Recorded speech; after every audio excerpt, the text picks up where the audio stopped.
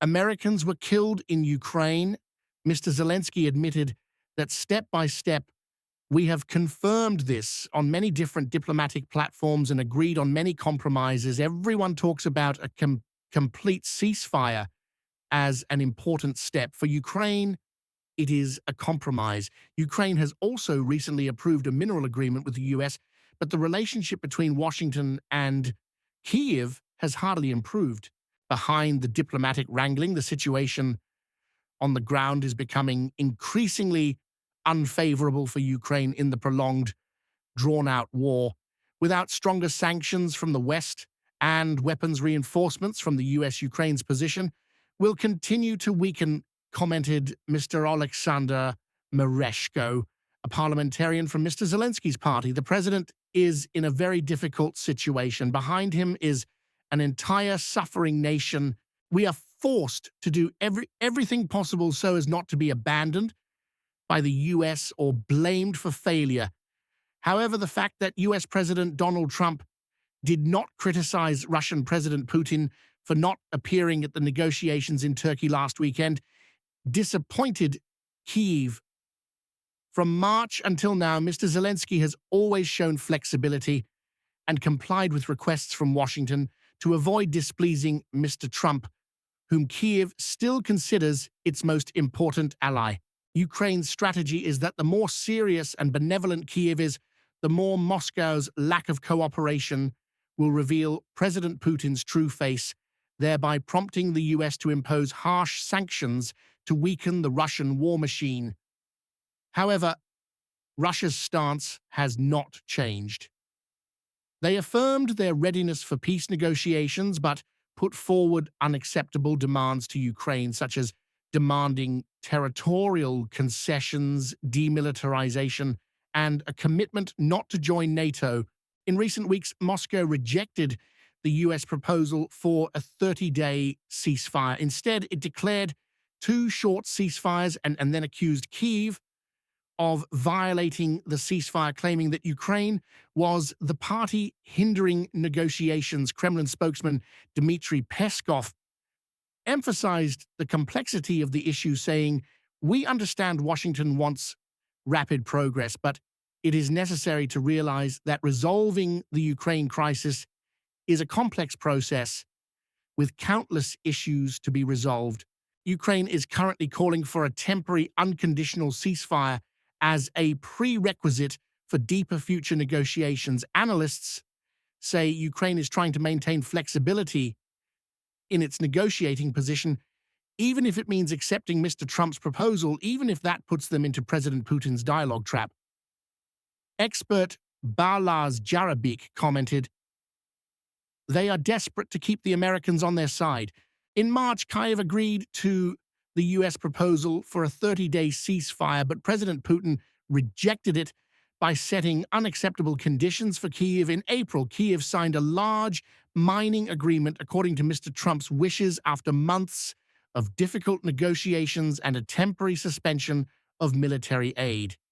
Political analyst Mykola Davidyak on the Ukrainian side said that we have shown that we are ready to negotiate and support Mr. Trump's plan. Although the US and Europe have issued threats, no sanctions package has been strong enough to strangle the Russian energy industry, a key factor that could force the Kremlin to concede. President Zelensky recently publicly supported a sanctions bill. SOHR, Syrian Observatory for Human Rights based in the UK, recently stated that an armed group attacked Russia's Hmeymim base. Earlier, gunmen had gathered in a village near the airport, according to sources. A suicide bombing group of 4, suspected of being linked to extremist groups that do not recognize the new government in Syria, tried to break into security checkpoints near the Hmeymim air base located near the city of Jabla. 3 attackers were killed after the confrontation, while 1 other retreated. According to SOHR, several machine gun skirmishes occurred and the Hmeymim base had to sound its alarm. A witness living near the base said the attack lasted about an hour and he heard gunshots, artillery fire, and the sound of drones in the air. The Russian Ministry of Defense and the new Syrian government of Mr. Ahmed Ansara, leader of the Hayat Tahrir al-Sham HTS group, have not yet commented on the incident. Sources said the attackers might have come from one of the former Soviet republics and were against the current Syrian government. The attack on Hmeymim took place amidst a very difficult situation in Syria after a change of power in early March 2025. Protests and clashes between Alawites Christians and HTS forces who have taken control of the country began in the provinces of Latakia and Tartus. This unrest erupted due to the purges of religious minority groups by the rebels. According to Reuters and Al Jazeera, thousands of civilians, mainly Alawites, sought refuge at Russia's Hmeymim air base, which has received about 9,000 refugees since March 2025. This highlights the strategic and humanitarian role of this base in the region. Previously, in 2019, he made a contract with the Syrian government to lease the Hmeymim airfields and the coasts of Tartus for 40 years. The Russian army has continuously upgraded the base in recent years. Hezbollah built support structures and aircraft hangars, extended the runway, and expanded the parking area. Since late last year, Russia's military presence in Syria has been gradually shrinking after the opposition captured Damascus and overthrew President Assad after a lightning attack lasting only a few days. Denmark's F-35 fighter jets took off from Fort Worth, Texas. Afterwards, the F-35 output data via DAG-2, manufactured by Lockheed's Advanced Development Program. The command and control system then transmitted classified information via commercial satellite to Denmark's Skridstrup Air Base. According to Business Insider of the U.S., Lockheed Martin on May 19th confirmed this was another success in a series of multi-domain operations, MDO demonstrations proving the F-35's ability as a force amplifier, enabling Allied forces to rapidly deploy ready capabilities to connect systems across the entire combat space. Simply put, the F-35's advantage is not only limited to the types of weapons it carries. This fighter can also enhance situational awareness and become a key coordinating factor. Danish Air Force Commander General Jan Dam praised the recent demonstration as a significant milestone towards enhancing Denmark's capabilities. According to him, it enabled the Danish MDO team to observe in real time the F-35's potential for enhanced data collection, analysis, and sharing across geographically distributed networks.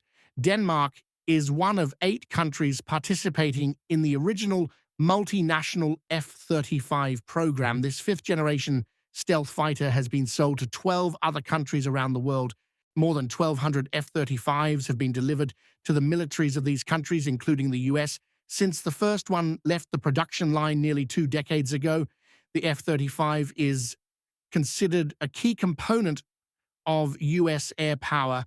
The F-35 can collect intelligence, strike deep into enemy territory, and engage in aerial dogfights. The recent demonstration proved the F-35 can effectively collect important information and distribute it to allies. In April, Lockheed Martin shared that a Danish F-35 relayed sensitive data to a command center at Florence Air Base during the North Atlantic Treaty Organization's Ramstein Flash 2025 exercise. Afterward, the information was transmitted to a rocket artillery system to destroy targets. The U.S. currently operates all 3 F-35 variants, including the F-35A variant for conventional takeoff and landing, the F-35B variant for short runway takeoff and vertical landing, and the F-35C variant for carrier operations. The U.S. has used all 3 variants in operations in the Middle East. The Danish Air Force currently operates the F-35A for its force operations. In May 2018, Israel announced it was the first country to put the F-35 into combat. Israel was the first country to purchase the US F-35. The types of weapons the F-35 can carry are also very diverse. In the configuration called Beast Mode, it carries four 226 Kyiv GBU-12 laser-guided bombs on its wings, two GBU-12 bombs in its weapon bay, and one AIM-9 heat-seeking air-to-air missile. The F-35 fighter is expected to become the backbone of the U.S. Navy, Air Force, and Marine Corps fleets, replacing some Cold War-era fighter aircraft such as the FA-18D, AV-8B, A-10, and F-16. A shotgun sensor and fire control system for the Yak-52 propeller trainer are being developed to create an aircraft specialized in dealing with UAVs. The Vorny Ostresh Domitel account on Telegram linked to the Russian Ministry of Defense published images on May 18th of the anti-UAV aircraft Yak-52B2, built on the basis of the primary trainer aircraft Yak-52B. The account stated that the Yak-52B2 has been granted flight approval and is undergoing testing to correct software errors. After the improvements, the aircraft can carry a payload of 90 kg under each wing, including sensor clusters and weapons such as automatic shotguns. Saiga-12. Russian media reported that the Yak-52B2 model is equipped with a computer that functions to set target information and a modern flight control and navigation system, allowing pilots to sortie both day and night and in all weather conditions.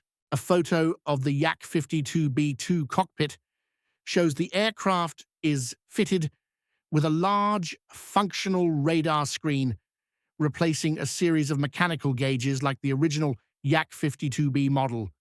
This screen appears to be connected to the sensor cluster under the left wing, allowing it to track and lock onto targets before engagement. Vladimir Ovsyannikov stated that the Yak-52B2 is capable of shooting down large suicide drones such as the An-196 and even manned aircraft modified into long-range UAVs such as the Aeroprakt A-22 developed by Ukraine. It is not yet clear which company is undertaking the Yak-52B2 project. This aircraft type was chosen because it met technical requirements as well as being available in very large numbers for the Russian Air Force. Ukraine deployed Yak-52 aircraft to deal with UAVs from early 2024. However, the Ukrainian army did not modify the aircraft like Russia, but only equipped infantry weapons for the shooter in the rear seat. The Yak-52 is a training aircraft, a single-engine two-seater designed by the Yakovlev Design Bureau. It is a derivative of the Yak-50 and is known for its impressive aerobatic capabilities and robust design. The Yak-52 was mass-produced from 1979 to 1998. The aircraft has a length of 7.8 meters, a wingspan of 9.3 meters, and a height of 2.7 meters. The weight of the Yak-52 is 1,115 kg with a maximum takeoff weight of 1,305 kg. With a 9-cylinder Vedeny of M14P engine, the Yak-52 can reach a maximum speed of 285 kilometers per hour, a range of 550 kilometers, and a ceiling of 4,000. Ukraine's President Volodymyr Zelensky has reiterated his nation's readiness for peace talks with Russia, including direct negotiations and a potential leaders' meeting, even as military developments and international diplomatic efforts continue to unfold. These diplomatic overtures come amidst ongoing military maneuvers and a push for compromise from international partners, diplomatic efforts and peace talks, and more. President Zelensky has stressed Ukraine's readiness to bring peace, urging pressure on Russia to end the conflict. He announced the formation of an expanded national negotiation group for dialogue with Russia, stating, "We are also ready for a leadership-level meeting to resolve key issues. Ukraine is not afraid of direct talks with Russia." He added that Ukraine is considering an international meeting involving delegations from Russia, the US, the European Union, EU, and the United Kingdom, with potential venues in Turkey, the Vatican, or Switzerland. The Kremlin has confirmed its openness to direct talks between Russian President Vladimir Putin and Zelensky, provided that current peace efforts achieve tangible progress and agreements. US President Donald Trump, following a 2-hour phone call with Putin, announced on Twitter that Russia and Ukraine would immediately begin negotiations towards a ceasefire and, more importantly, ending the war. Trump described the call as great and a very good, emphasizing a focus on ending the bloodshed and resolving the conflict for potential trade benefits. Putin reportedly viewed his call with Trump as rich in content, frank, and very useful, thanking the US for its involvement in resuming direct talks. Discussions have centered on a memorandum for a future peace agreement, outlining principles, timelines, and the possibility of a temporary ceasefire. Contacts from the Istanbul talks have resumed, indicating progress. However, Ukraine's president's office disclosed that during May 16th, talks in Turkey, Russia demanded Ukraine withdraw from the Donetsk, Luhansk, Zaporizhia, and Kherson regions, a demand Zelensky firmly rejected as a red line. He questioned Russia's sincerity in seeking an end to the conflict.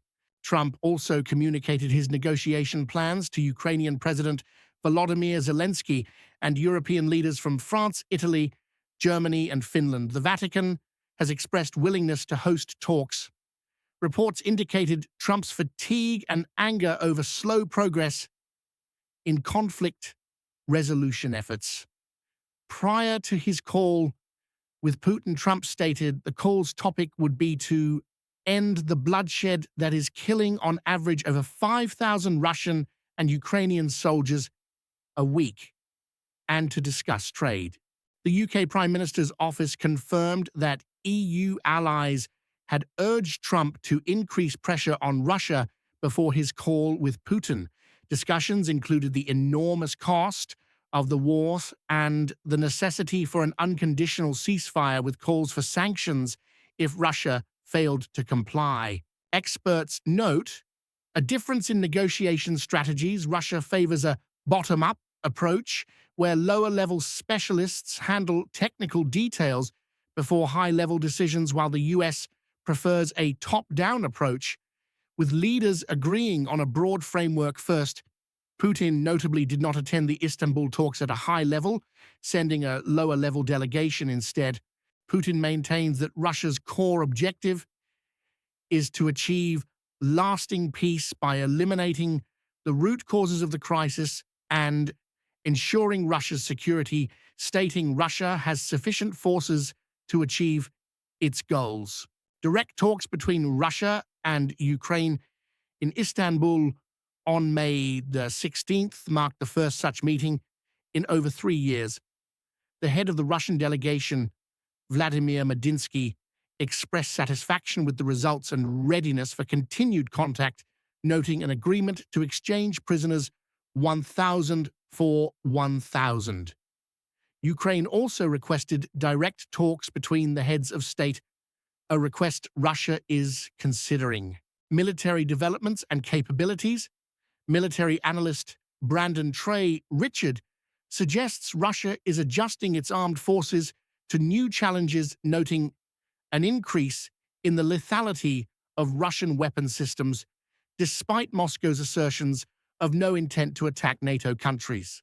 The presence of Iskander 1000 tactical ballistic missiles capable of high-speed maneuvering in their final phase makes them difficult for enemy missile defense systems to counter. Richard highlighted that these systems are very impressive and that NATO countries must swiftly implement countermeasures. He also stated that these missiles, with a range of 1,000 kilometers are designed to bypass NATO defenses and offer nuclear strike capabilities, rarely missing their targets. Regarding Abrams tanks, Australia announced it would transfer 49 M1A1 Abrams tanks to Ukraine pending US approval. However, US and Australian officials have expressed concerns about logistical challenges, maintenance difficulties, and the tanks' vulnerability to Russian unmanned aerial vehicles. The top of the Abrams tank is considered its weakest point, especially in drone warfare. The US, under President Joe Biden, had previously agreed to transfer 31 Abrams tanks to Ukraine in late 2023.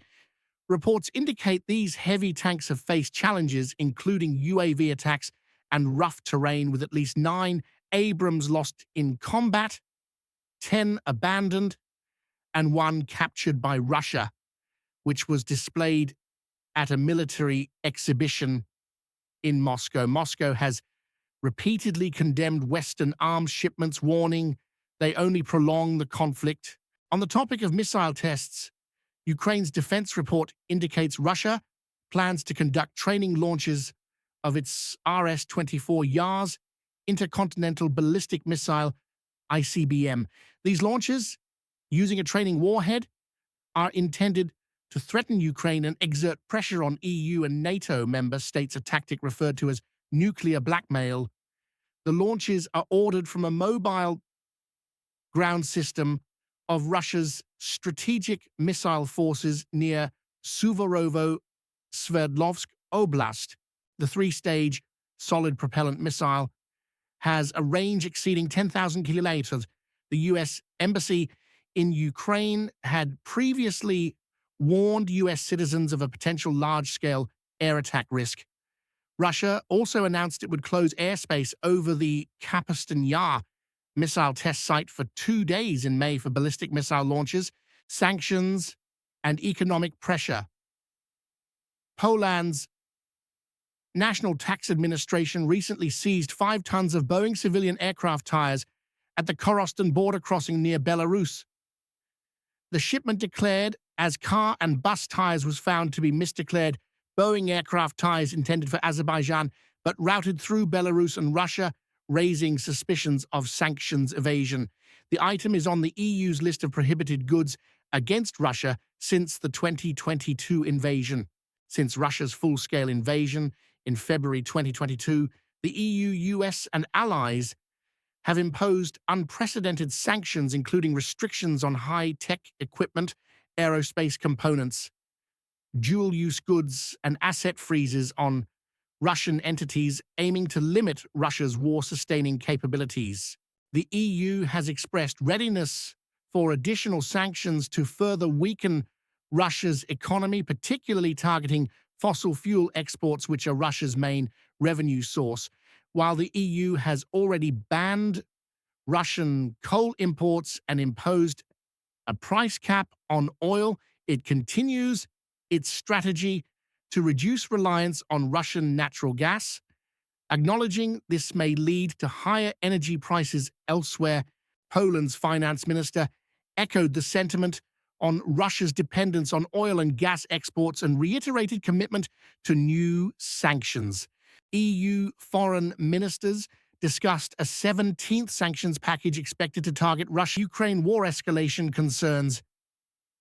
Amidst Putin's optimism, Western arms supplies continue.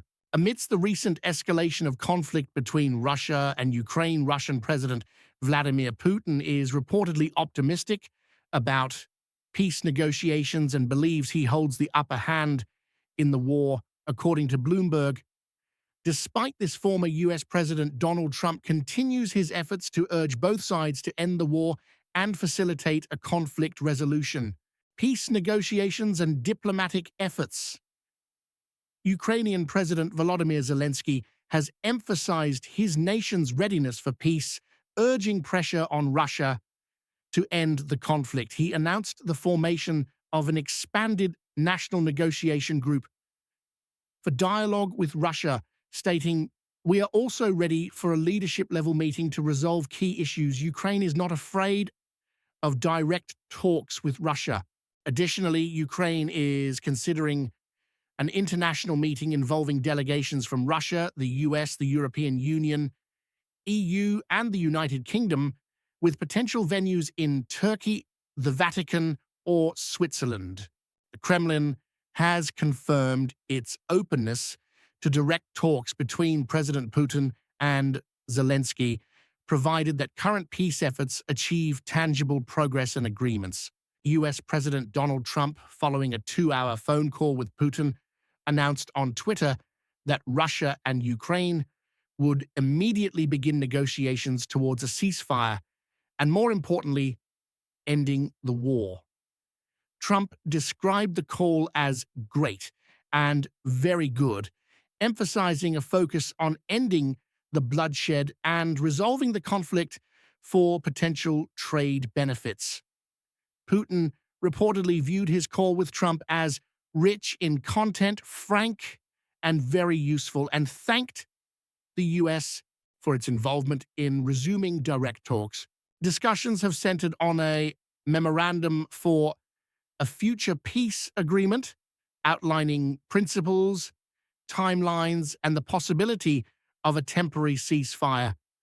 Contacts from the Istanbul talks have resumed, indicating progress. However, Ukraine's president's office disclosed that during May 16th talks in Turkey, Russia demanded Ukraine withdraw from the Donetsk, Luhansk, Zaporizhia, and Kherson regions, a demand Zelensky firmly rejected as a red line. He questioned Russia's sincerity in seeking an end to the conflict. Trump also communicated his negotiation plans to Ukrainian President Volodymyr Zelensky and European leaders from France, Italy, Germany, and Finland. The Vatican has expressed willingness to host talks. Reports indicated Trump's fatigue and anger over slow progress in conflict resolution efforts. Prior to his call with Putin, Trump stated the call's topic would be to end the bloodshed that is killing on average over 5,000 Russian and Ukrainian soldiers a week, and to discuss trade. The UK Prime Minister's office confirmed that EU allies had urged Trump to increase pressure on Russia before his call with Putin. Discussions included the enormous cost of the war and the necessity for an unconditional ceasefire, with calls for sanctions if Russia failed to comply. Experts note a difference in negotiation strategies. Russia favors a bottom-up approach, where lower-level specialists handle technical details before high-level decisions, while the US prefers a top-down approach, with leaders agreeing on a broad framework first.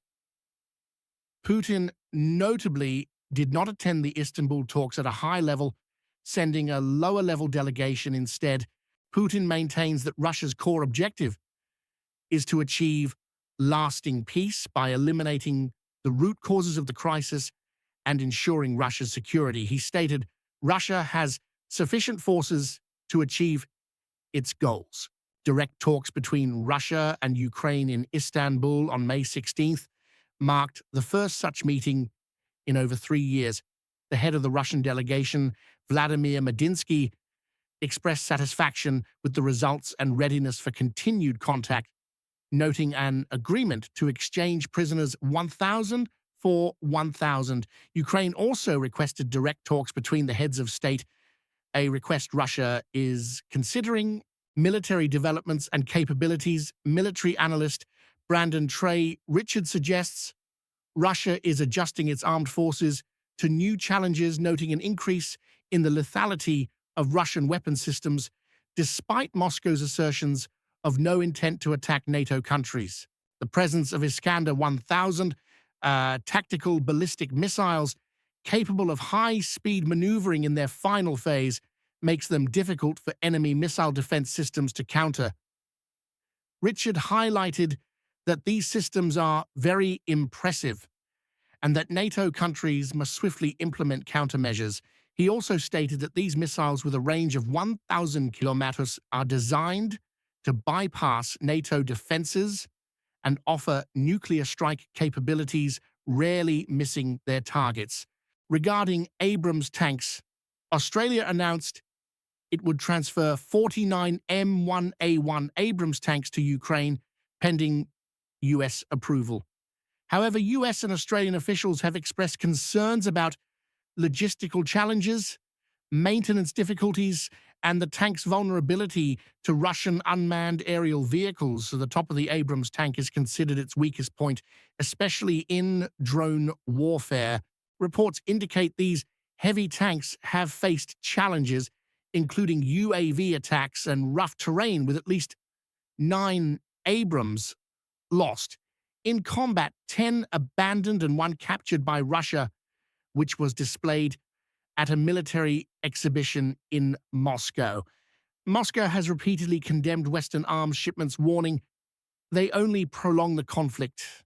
On the topic of missile tests, Ukraine's defense report indicates Russia plans to conduct training launches of its RS-24 Yars intercontinental ballistic missile ICBM. These launches, using a training warhead, are intended to threaten Ukraine and exert pressure on EU and NATO member states, a tactic referred to as nuclear blackmail. The launches are ordered from a mobile ground system of Russia's strategic missile forces near Suvorovo-Sverdlovsk Oblast.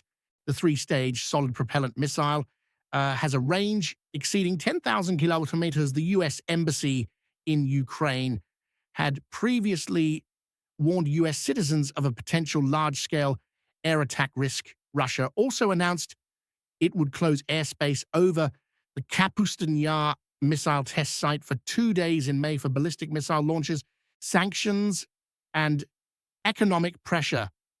Poland's National Tax Administration recently seized 5 tons of Boeing civilian aircraft tires at the Korostin border crossing near Belarus.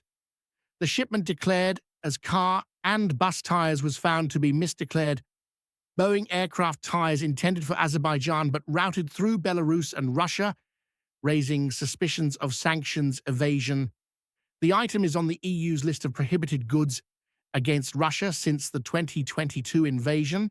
Since Russia's full-scale invasion in February 2022, the EU, US, and allies have imposed unprecedented sanctions, including restrictions on high-tech equipment, aerospace components, dual-use goods, and asset freezes on Russian entities, aiming to limit Russia's war-sustaining capabilities. The EU has expressed readiness for additional sanctions to further weaken Russia's economy, particularly targeting fossil fuel exports, which are Russia's main revenue source. While the EU has already banned Russian coal imports and imposed a price cap on oil, it continues its strategy to reduce reliance on Russian natural gas, acknowledging this may lead to higher energy prices elsewhere. Poland's finance minister echoed the sentiment on Russia's dependence on oil and gas exports and reiterated Ukraine conflict. Russia intensifies attacks. Ukraine responds with new technology and negotiations. Moscow, Kyiv. The situation in the Ukraine conflict remains complex, with reports of intensified Russian attacks on Ukrainian positions, while Kyiv endeavors to respond with technological solutions and diplomatic efforts.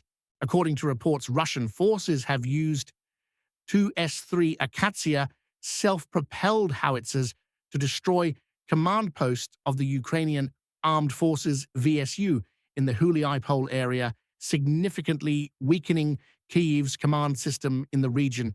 Russian artillery fire also damaged engineering works that Ukraine was constructing to reinforce fortifications and prepare defensive lines. These actions forced the Ukrainian army to cease active combat operations in areas controlled by Russian fire, thereby providing a strategic advantage to Russia. The destruction of command posts and sabotage of Ukrainian engineering activities created major difficulties for Kyiv's planning and deployment of subsequent offensive operations. According to the Russian news site, top-corps Russian armed forces also attacked the position of the Western private military group Mojad near the residential area of Novoandrivka in Zaporizhzhia province. Sergei Lebedev, coordinator of a pro-Russian underground force in Mykolaiv, reported that more than 20 mercenaries were killed and 7 were captured, with many others fleeing. Russian forces also concentrated fire on the command post of Ukraine's 65th Mechanized Brigade in Huliaipol, referred to as Guli iPhone in the original source text, killing approximately 15 Ukrainian officers, including the head of the communications department. A loud explosion was reportedly recorded in a video of the attack shared online. Top Corps assessed that the battlefield situation in Ukraine is becoming increasingly bleak and challenging due to intense and well-planned attacks from Russian forces. Ukrainian positions and command systems have continuously suffered heavy losses, not only losing many key personnel, but also having defensive structures and critical combat equipment severely damaged. This has increasingly diminished Ukraine's ability to counterattack and maintain its defensive lines, creating a grim battlefield picture with no signs of resolution in the short term. Commenting on the situation in Ukraine, former U.S. Ambassador to Ukraine William Taylor opined that Russian President Putin had outmaneuvered both Ukrainian President Volodymyr Zelensky and former U.S. leader Donald Trump by not attending talks in Istanbul the previous week. He stated, in essence, Mr. Putin defeated both Mr. Zelensky and Mr. Trump, so our next solution is for the Europeans and Americans to try to put pressure on Mr. Putin. Meanwhile, following nearly 2 hours of talks on a Friday, presidential aide Vladimir Medinsky, head of the Russian delegation, announced a large-scale prisoner exchange with Ukraine at a ratio of 1,000 for 1,000, not ruling out the possibility of a genuine ceasefire adhered to by Kyiv, referred to as KF in the original source text. According to him, Moscow referred to as Moskva in the original source text, and Kyiv had agreed to present their respective visions for a future ceasefire. During the negotiations, the Ukrainian side requested a meeting between heads of state, which Moscow noted. Mr. Medinsky also stated that Russia is ready to continue negotiations with Ukraine. To counter aerial threats, the Ukrainian Defense Forces have deployed the Sting interceptor UAV against Russian Shahed, referred to as SAHEC, Sahet or SARS in the original source text, attack UAVs. According to the military news site Militany, this is the first public video of a Ukrainian interceptor UAV targeting a Russian Shahed UAV. Thermal imaging footage shows the Sting UAV hitting the Shahed UAV from below, with the video quality clear enough to confirm the target as a Shahed rather than a Russian Jiran decoy, based on the aircraft's distinct front-end wings and separate pitot tubes. The Sting interceptor UAV is considered a low-cost alternative to expensive air defense missiles typically used to shoot down Shahed UAVs. It is currently manually controlled using virtual reality VR goggles, and according to developers, it will later be equipped with an AI-assisted targeting system. Wild Hornets, referred to as Wild Hogness or Wild O'Higgins in the original source text, a Ukrainian non-profit UAV manufacturer, released high-speed test footage of the Sting interceptor UAV in February, showcasing impressive achievements in speed and altitude. In the video, the Sting briefly reached a speed of over 127 miles per hour, approximately 204 km/h at an altitude of 1,400 feet, approximately 426 meters, a notable achievement for an interceptor UAV. Wild Hornets posted the related video on the social media platform X, but did not disclose specific technical parameters of the Sting, instead encouraging viewers to analyze the video for clues. We will not publish the parameters, but the video has hints. Pay attention to the speed at the bottom left of the screen, the altitude in the middle, and the throttle percentage on the right side of the screen. They noted, for example, at 50% throttle, the Sting reached a speed of 200 km/h at an altitude of 1,046 meters, approximately 3,432 feet. The Sting's performance is particularly impressive when compared to other interceptor UAVs. Typically, UAVs in the same category, especially those used for counter-UAV purposes, are not designed for such high speeds or flight altitudes. Most UAVs that intercept aerial threats, such as the Shahed 136 kamikaze UAV, operate at speeds below 100 miles per hour, approximately 160.9 km/h, and at low altitudes due to design and mission constraints. The Sting's ability to exceed 127 miles per hour, approximately 204 km/h, gives it a particular advantage in pursuing and destroying faster-moving targets. This is a critical factor in the context of modern warfare, where the speed of aerial threats is increasing, especially as the Russian Federation uses the Shahed 136. The ability to achieve and maintain high velocity gives the Sting a tactical advantage, allowing it to quickly cover a wider area and intercept targets before they reach their destination. Furthermore, the ability to operate at altitudes above 1,400 feet, approximately 426 meters, also offers many benefits. Flying at this altitude not only helps the UAV gain a wider field of view for surveillance or targeting, but also helps it avoid ground-based threats. The Sting can operate above the effective range of many traditional anti-UAV systems, which are limited to low altitudes. This altitude also provides a tactical advantage, helping the UAV detect threats many from a distance, thereby increasing reaction time compared to other UAVs with similar missions. Many other UAVs with similar tasks cannot achieve the speed or altitude of the Sting due to the need to balance payload flight time or complex targeting systems. Many UAVs can achieve high speeds but often sacrifice flight time or maneuverability or lack the necessary technology to operate effectively at high altitudes. The Sting's performance demonstrates a close integration of speed, altitude, and precise targeting capabilities through its developing artificial intelligence AI system. In an effort to break the stalemate on the battlefield, Ukraine has recently deployed to the front lines the Krampus, a new flamethrower attack robot, domestically produced by Kyiv, referred to as KF in the original source text. The Ministry of Defense of Ukraine has officially codified and approved it for use in units of the Ukrainian armed forces. The Krampus mobile flamethrower attack system is designed for both offensive and defensive operations. The Krampus is compact and light enough to be. Zelensky's early peace pledges confront prolonged war and shifting alliances. In 2019, Ukrainian President Volodymyr Zelensky declared his readiness to do anything to end the war in Donbass.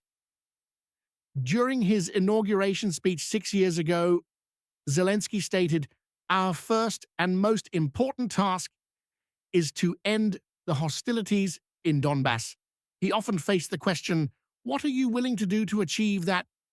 which he called a strange question, countering with, "What are you willing to do to protect the lives of your loved ones?" He assured, "So that our heroes no longer have to die, I am ready to do everything. I am absolutely not afraid to make difficult decisions, ready to trade support, fame, and, if necessary, I am also ready to give up my position as long as peace can come. Of course, without losing our territory." He added, "History is unfair. We were not the ones who started this war, but we must be the ones to end it. And we are ready for dialogue." At the time, he also criticized efforts to create divisions between Ukrainian and Russian speakers and condemned issues such as shocking tariffs, humiliatingly low wages and pensions high prices, and lack of employment. Zelensky concluded his inaugural address by saying, "Throughout my life, I have tried to do everything so that the Ukrainian people can smile. That is my mission. Now will do everything so that at least they no longer have to cry." 6 years later, the Donbass conflict has expanded across Ukraine after Russia launched its special military operation. Ukraine has lost nearly 4 eastern provinces following referendums on annexation by Russia, although Russia does not yet fully control these areas. Currently, peace negotiations are ongoing after more than 3 years of widespread war, with Russia's demands, including maintaining the current territorial status quo and preventing Ukraine from joining NATO, which President Putin considers the root cause of the conflict. However, the talks have not achieved clear progress. The United States is showing signs of withdrawing from the process, while the EU remains committed to supporting Ukraine despite facing economic recession and losses due to the war. Concerns over shifting support in Poland.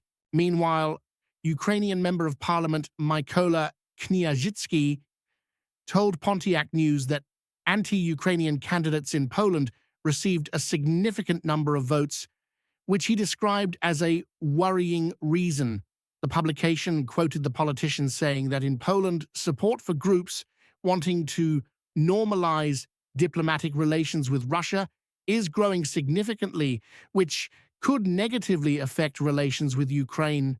What scares me most is the 6% for Grzegorz Braun, who is against Ukraine. Kniazhitsky stated, referencing an incident where Braun trampled on a Ukrainian flag. Braun, along with Sławomir Mencen, who also organized anti-Ukrainian protests together, secured over 20% of the votes. Overall, the number of right-wing supporters is increasing. The article also noted that although these far-right politicians did not make it to the second round of elections, one of the most favored candidates, Karol Nawrocki-Niemiecki. The article also refers to a Karol Namysławski of Law and Justice, also opposes supporting Ukraine, and if he wins, relations between Warsaw and Kyiv could undergo major changes. The first round of the presidential election took place in Poland last Sunday, featuring Rafał Trzaskowski of the ruling Civic Coalition and the aforementioned Law and Justice candidate. Russia unveils upgraded Su-57 stealth fighter. This week, Russia's United Aircraft Corporation, UAC, through its Sukhoi Design Bureau, revealed key features of an upgraded version of its Su-57 fifth-generation stealth fighter. One of the special improvements in this version is artificial intelligence AI that enhances its stealth capabilities.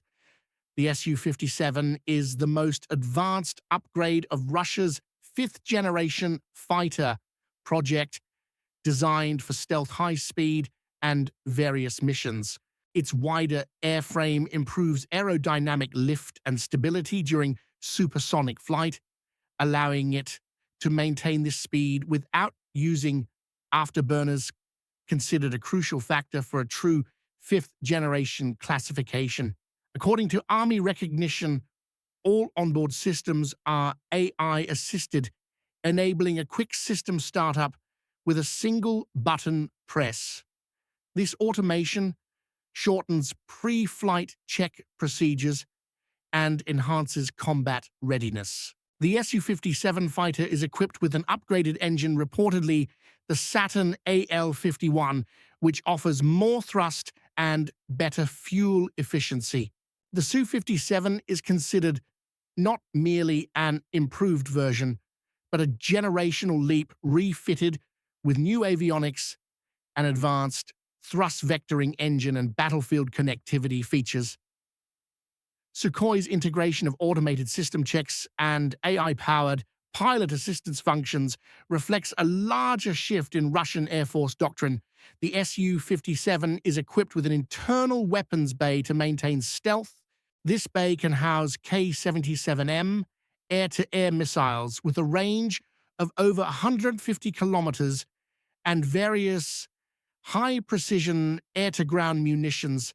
The aircraft also carries a 30mm cannon for close-quarters combat. Ukraine's innovative air defense against Russian drones. As Western calls mount for more Patriot missiles and advanced air defense systems, Ukrainian forces have undertaken missions that million-dollar systems could not accomplish, intercepting Russian unmanned aerial vehicles, UAVs, before they attack Ukrainian cities. Over the past month, they have shot down 7 Shahed 136 UAVs.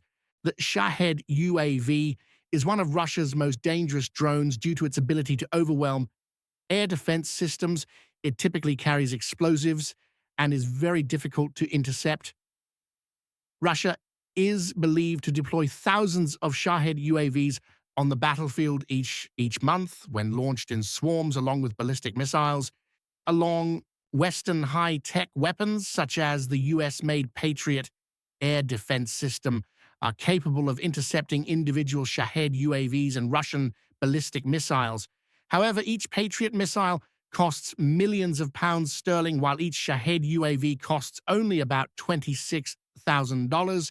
Therefore, using Patriot missiles for this task is considered a waste of resources. Faced with this reality, soldiers of Ukraine's 115th Brigade are devising their own methods to shoot down UAVs. Ukrainian forces have converted pickup trucks into UAV hunting vehicles by removing the sides and tailgate and replacing them with a swivel chair equipped with pedals to operate a vehicle-mounted 14.5 mm machine gun.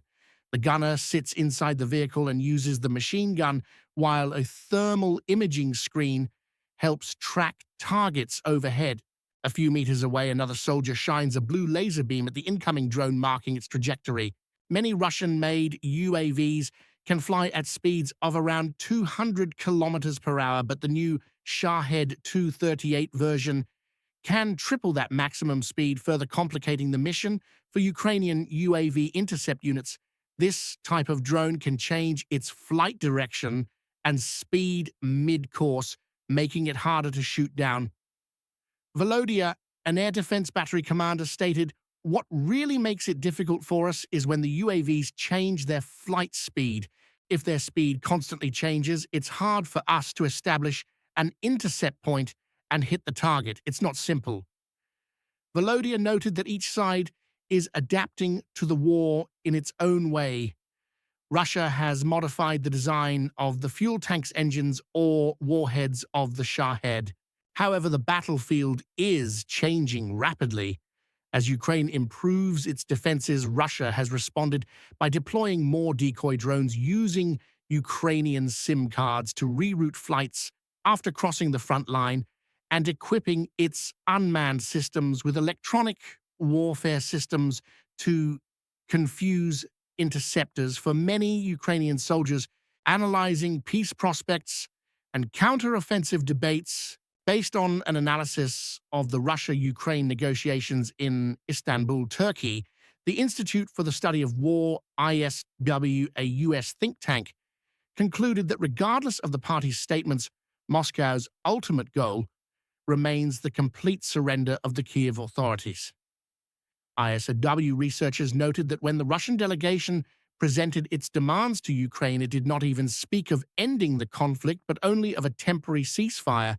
U.S. analysts note that Russian generals are very confident in the success of their broad front offensive tactics, which do not allow the Ukrainian army to counterattack when reserve resources are limited, while the supply of weapons from the West is limited and could be terminated by the U.S. at any time. Experts stress that even if the West manages to dissuade Moscow regarding the feasibility of this strategy, it will not lead to an end of the conflict, but potentially by then, Russian armed forces will have achieved most of their objectives. It is recalled that according to Western press publications during the Istanbul negotiations, faced with the current difficult situation, experts are deeply divided on whether Ukraine should launch another counteroffensive and whether, after more than 2 years of fighting, Ukraine still has the strength to mount a major offensive. Some experts say yes. According to former Lieutenant General Ben Hodges, who once commanded the U.S. Army in Europe, Ukrainian victory means restoring sovereignty according to the 1991 borders. Anything less would only invite Russia to return. But to enter Crimea, Ukraine must overcome minefields, trenches, and face over 500,000 Russian soldiers, armored vehicles, artillery, UAVs, helicopters, and fighter jets. General Christopher Cavoli, commander of U. Analyst Andrew Perpetual, referred to as Papitola in the source text, believes that Ukraine's 2023 counteroffensive failed because its tank-led strategy was outdated. The alternative, he suggests, is UAV-guided operations creating layers of unmanned superiority. He described this strategy as follows. The first layer, 10 kilometers from the front line, would consist of thousands of small FPV UAVs carrying explosives, continuously destroying targets. The next layer, extending